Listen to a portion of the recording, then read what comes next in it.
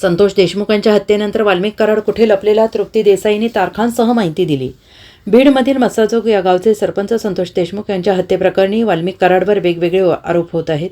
देशमुख कुटुंब, मसाजोगचे ग्रामस्थ आणि विरोधी पक्षांमधील आमदारांसह अनेक नेत्यांनी या हत्याप्रकरणी वाल्मिक कराडकडे बोट दाखवले. 9 डिसेंबर 2024 रोजी संतोष देशमुख यांचं अपहरण झालं. दुसऱ्या दिवशी त्यांचा मृतदेह सापडला. त्यानंतर 20 दिवस पोलीस वाल्मिक कराडचा शोध घेत होते, परंतु तो पोलिसांच्या हाती लागला नाही. अखेर 31 डिसेंबर रोजी त्याने पुण्यात पोलिसांसमोर आत्मसमर्पण केलं. आणि हे 20 दिवस तो कुठे लपून बसलेला, त्याला कोण मदत करत होतं, हे प्रश्न अनुत्तरित आहेत.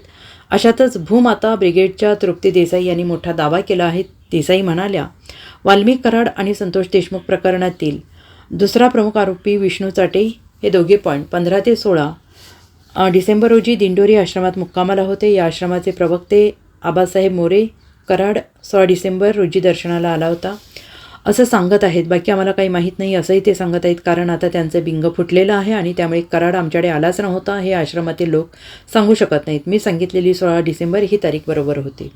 नाशिक जिल्ह्यातील अण्णासाहेब मोरे यांच्या दिंडोरीच्या आश्रमात खंडणीत फरार असलेला आरोपी आणि मोक्यामध्ये आरोपी जो आता पोलीस कस्टडीत आहे तो वाल्मिक कराड आणि विष्णू चाटे हे दोघंही 15 आणि 16 डिसेंबर रोजी दिंडोरीच्या आश्रमात मुक्कामाला होते असं मी स्टेटमेंट केलेलं होतं. आश्रमातून असं सांगण्यात आलेलं आहे की 16 डिसेंबर रोजी तो लाखो भाविकांबरोबरच दर्शनाला आलेला होता. आम्हाला माहीत नाही, परंतु मला स्पष्टपणे हे सांगायचं आहे की आश्रमातील हे जे कोणी आबासाहेब मोरे आणि त्यांची टीम पूर्णपणे खोटी उत्तरं देत आहे.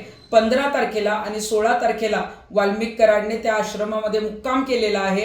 त्याचे जे CCTV फुटेज आहेत ते CID कडे आहेत आणि CIDच्या अधिकाऱ्यांना मी हीच विनंती करेन की आपला तपास पूर्ण झाल्यानंतर हे जे फुटेज आहेत ते आपण सार्वजनिक करावे, कारण या आश्रमामध्ये त्याला वास्तव्य करण्यास दिलेलं होतं, त्याला आश्रय दिलेला होता आणि जो अशा फरार असलेल्या आरोपींना आश्रय देतो तो त्यांना गुन्ह्यात जो आहे तो मदत करत असतो, त्या कटात सामील आहे अशा पद्धतीचं जे आहे ते मानण्यात येतं.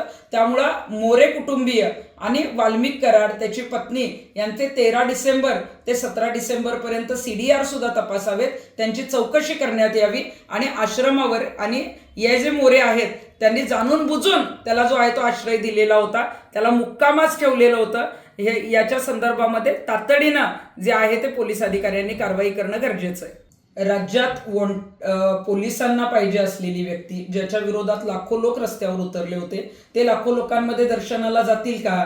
जर ते लोकांना तिथं दर्शनासाठी दिसले असते तर त्यांनीच पोलिसांना ताब्यात दिलं असतं. आणि आश्रमाचे जे काही प्रवक्ते आहेत ते सांगतायत की आम्ही VIP ट्रीटमेंट दिली नाही, तर हे पूर्णपणे खोटं आहे.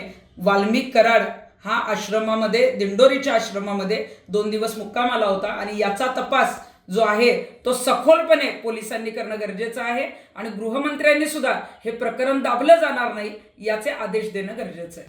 Bureau report SBN Marathi, Beed.